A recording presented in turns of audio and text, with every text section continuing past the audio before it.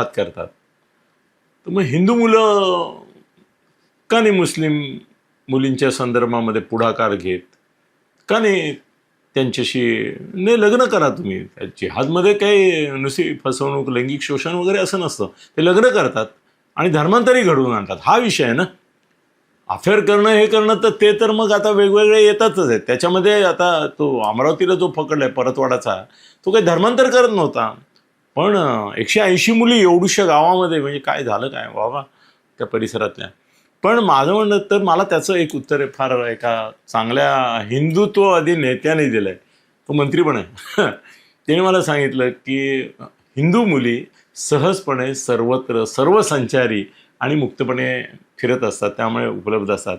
हे मुस्लिम मुली एक कोंडाळं करून घरच्यांच्या दबावाखाली असतात आणि तो समाज खूप बंदिस्त आहे. त्यामुळे मराठी हिंदू मुलांना जाताच येत नाही त्यांच्यापर्यंत.